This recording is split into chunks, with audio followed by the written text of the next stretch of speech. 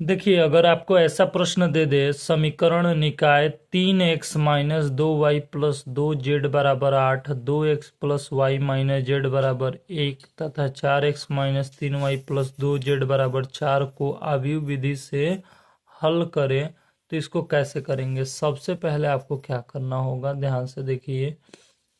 आपको ये जो लिखा गया है उसको आपको उतार लेना है, ठीक है। यह हो गया। और 2x plus Y minus Z बराबर 1 हो गया, ठीक है। उसके बाद 4x minus 3y plus 2z बराबर 4 हो जाएगा, ठीक है। अब ध्यान से सुनिए, इसको कैसे करना है हल। सबसे पहले आपको क्या करेंगे कि इसका एक फॉर्मूला होता है ax बराबर b, ठीक है। यानी कि यहाँ से आपको a का मान, x का मान और b का मान लिखना पड़ेगा। a का मान में क्या लिखेंगे, ध्यान से देखिएगा। ये जो गुणांक है ना, इन सभी गुणांकों को लिखा जाता है। तो x का गुणांक 3 है, यहाँ y का गुणांक -2 है और यहाँ पर 2 है z का गुणांक, ठीक है। वैसे ही इसमें और इसमें देख लीजिए, तो यहाँ पर 2 हो जाएगा, 1 हो जाएगा, -1 हो जाएगा और 4 -3 और 2 हो जाएगा, ठीक है। यहाँ x का जब मान निकालेंगे तो x बराबर क्या हो जाएगा, केवल डायरेक्टली हम लोग लिखेंगे एक्स वाई जेड दिया है, 3 फॉर्म में दिया है, तो एक्स वाई जेड लिखेंगे, ठीक है। एक्स वाई जेड हो गया। अब देखिए b के जगह पर क्या लिखेंगे, b के जगह पर ये इधर वाला जो दिख रहा है 8 1 4, इसको लिखेंगे 8 1 4, ठीक है। अरे बस समझिए, इतना लिखने आ गया। अब आपको मॉड ए निकालना पड़ेगा। यहाँ से मॉड ए निकालने का तरीका मैंने बता दिया है, आप इसको हल करेंगे तो आ जाएगा। कैसे करना है देखिए ध्यान से। और हाँ, आपको बता देते हैं, मॉड ए को हल करेंगे विधि के थ्रू, जैसे सिंपल विधि जो अपना करके करना होता है। तो इसको कैसे हल करेंगे, मॉड ए निकालने का तरीका आपको बता रहे हैं कि R1 को ना बदल दीजिए R1 प्लस 2R2 करके। तो वैसे जो विधि जानते हैं उसके हिसाब से करिए, या तो ऐसे कर दीजिए। तो मॉड ए का मान निकालेंगे तो लंबा जाएगा, तो इसलिए मैंने इस विधि को अपनाया। जब इस विधि को करेंगे तो R1 में चेंज जाएगा, 3 जो है अब क्या हो जाएगा, 7 हो जाएगा। क्यों, क्योंकि R1 में 2 R2 को जोड़ना है, R1 में 2 R2 को जोड़ना है, यानी कि 2 दूनी का 4 करके इसमें जोड़ देना है, ठीक है।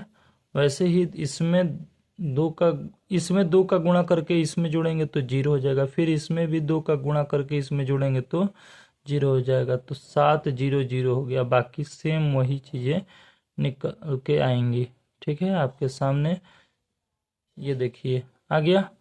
अब देखिए यहाँ से मॉड ए का मान निकालेंगे, यहाँ से मॉड ए का मान निकालेंगे तो क्या हो जाएगा, इधर के थ्रू अगर आप हल करेंगे तो आपको मिलेगा 7, ये और इसको ढक दीजिए तो 2 1 कम 2 और ये एक इधर -3, तो 2 -3 यानी कि क्या हो जाएगा, 7 में से 7 गुणे 2 में से 3 जाएगा तो 1 हो जाएगा माइनस में। 7 गुणे -1 करेंगे तो -7 हो जाएगा, जो कि 0 के इक्वल नहीं है। जब 0 के इक्वल नहीं रहता है तो ये व्युत्क्रमणीय आव्यूह है। ये क्या है, व्युत्क्रमणीय आव्यूह है। तो लिखेंगे कि अतः जो ए है वो क्या है, व्युत्क्रमणीय आव्यूह है, व्युत्क्रमणीय आव्यूह है लिखेंगे। उसके बाद ये वाला जो समीकरण था ax बराबर b, उसको x यहाँ से निकालेंगे तो a इधर जाएगा तो क्या हो जाएगा, a इनवर्स b हो जाएगा। क्या हो जाएगा, a इनवर्स b हो जाएगा यहाँ से, ठीक है। अब आपको क्या निकालना पड़ेगा, a इनवर्स का मान निकालना पड़ेगा। तो a इनवर्स का मान कैसे निकालेंगे, उसको निकालने से पहले आपको इसका एडज्वाइंट निकालना पड़ेगा। ए का क्या निकालना पड़ेगा, एडज्वाइंट। एडज्वाइंट मतलब कि सगुणनखंड निकालना पड़ेगा, ठीक है। आ रहा है बस समझ में। तो इसको क्या कैसे करेंगे हल, देखिए ध्यान से। ए का सहगुणनखंड कैसे निकालेंगे, ये ए जो दिया गया है ना, इसको A11 A12 इसको A13 कहेंगे, ठीक है। वैसे ही A21 A22 A23 A31 A32 A33 ऐसे निकालेंगे। चलिए निकालते हैं। A11 निकालते हैं। A11 का मतलब क्या होता है कि आप इसको ढक दीजिए और इसको ढक दीजिए, इसका इधर गुणा इसका इधर गुणा कर दीजिए, ठीक है। तो जब इसका इधर 2 का 2 3 एकम 3 हो जाएगा, लेकिन जब घटाएंगे तो क्या हो जाएगा, -1 आ जाएगा। आ रहा है बस समझ में। अच्छा, वैसे ही A12 का मान निकालेंगे तो फर्स्ट रो सेकंड कॉलम को ढकेंगे। तो A12 जो आपका निकल के आएगा वो क्या आएगा, जब इसको और इसको ढकेंगे तो इसका इधर 2 दूनी का 4 और 4 एकम 4, तो कितना हो जाएगा, घटाएंगे तो ये -60 आ जाएगा, ठीक है। वैसे ही A13 निकालिए। तो मैं निकालते चला जा रहा हूँ और आप देखते रहिए, ठीक है। आपको भी क्या करना होगा, ऐसे ही निकालना पड़ेगा। अब A21 की तरफ चले तो A21 का मान निकालेंगे तो क्या हो जाएगा हमारा, A21 का मान जो होगा, A21 second row first column ढकिए, इसका इधर गुणा इसका इधर गुणा करेंगे तो कितना हो जाएगा, -2। सब गुणनखंड निकालने आता होगा तो आप आसानी से इसको कर लेंगे। A22 A23 निकालिए फटाफट। तो ये क्या हो जाएगा, -2 हो जाएगा, और ये कितना हो जाएगा, ये भी -2 हो जाएगा। वैसे ही A31 A32 A33 निकालिए, ठीक है। तो ये कितना हो जाएगा,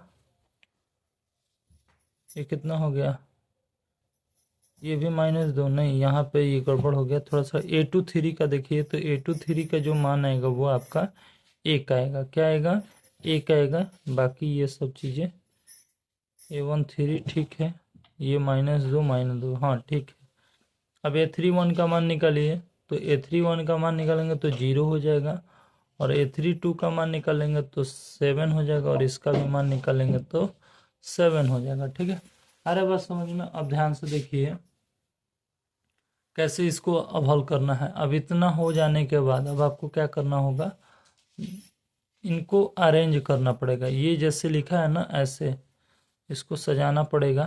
तो इसको लिखेंगे, जो आपका सगुणनखंड आया उसको कैपिटल C से दर्शाएंगे और लिखेंगे -1 -8, ठीक है, फिर -10, फिर वैसे ही -2 -2 1 0 7 7 हो गया।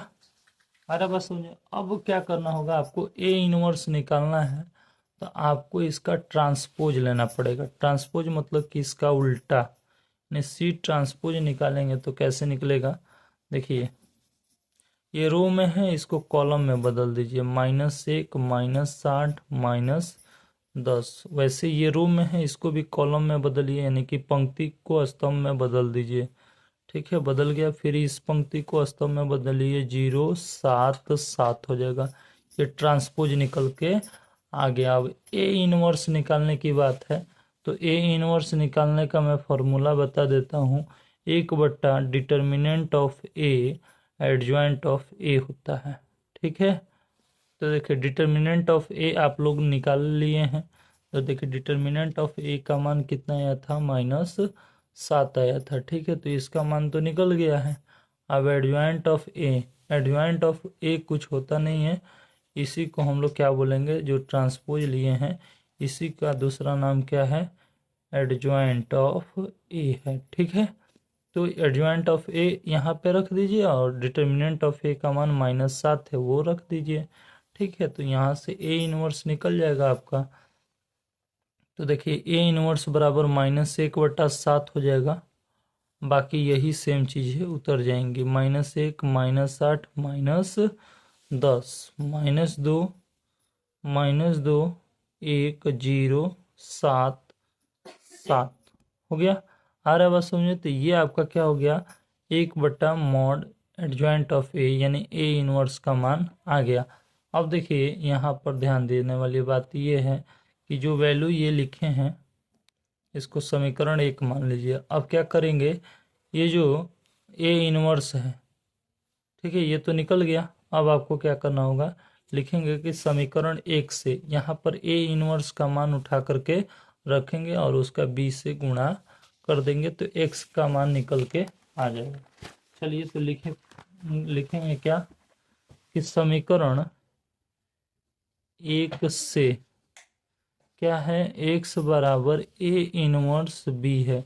a इनवर्स का जो मान आया था उसको लिख लेते हैं, इसका 1/17 माइनस 17 नहीं 7 था ना, तो -1/7।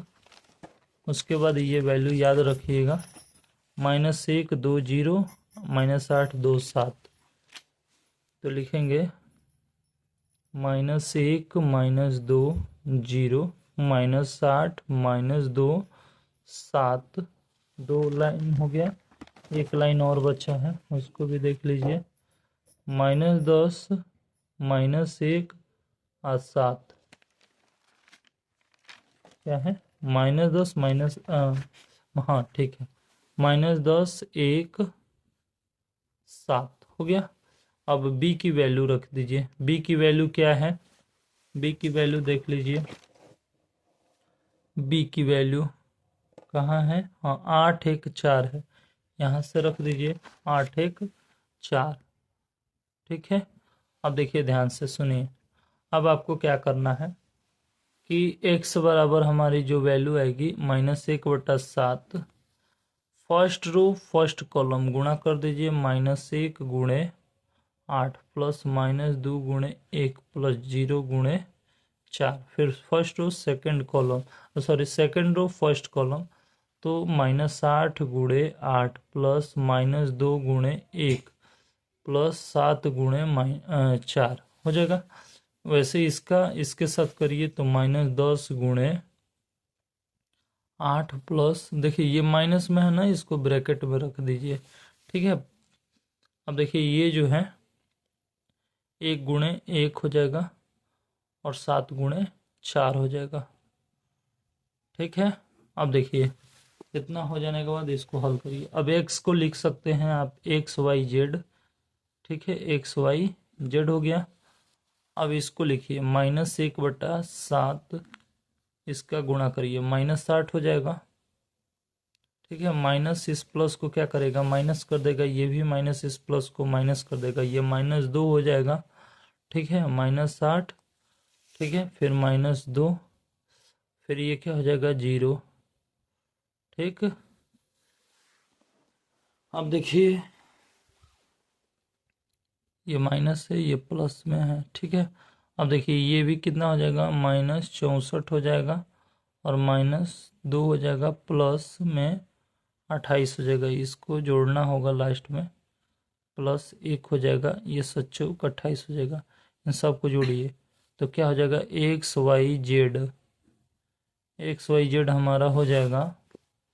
देखिए इसको जोड़ेंगे तो क्या हो जाएगा, -1/7, ये तो हो गया, -8 -2 करेंगे तो -10 हो जाएगा। 64 2 68, 68 में से कितना चला जाएगा, 28, 8 8 64, 8 8 64, सॉरी ये प्लस नहीं, ठीक है ये माइनस में होगा। 64 और 2 66 होगा ना, 66 में से 28 को घटाइए, 38 हो जाएगा। ठीक है, ये 38 हो गया। ठीक, उसके बाद ये देखिए 80, 28 और 1 29 हो जाएगा। 80 में से 29 को घटा दीजिए, 10 में से 9 गए, 7 में 2 51 हो जाएगा, तो ये 51 हो गया। ठीक है, अब देखिए 1/7 से इसके अंदर गुणा कर दिए तो XYZ का मान जो आएगा हमारा क्या आएगा, -10/7 आएगा। तो -10 और माइनस माइनस प्लस हो जाएगा ना, तो 10/7 हो गया, 38/7 हो जाएगा और 51/7 आ जाएगा। ठीक है, तो ये हमारा क्या आया, फाइनल आंसर निकल के आ गया। यानी x की जो वैल्यू आएगी वो क्या आ गई, 10/7 आ गई। यहाँ से y की वैल्यू क्या आ गई, 38/7 आ गई।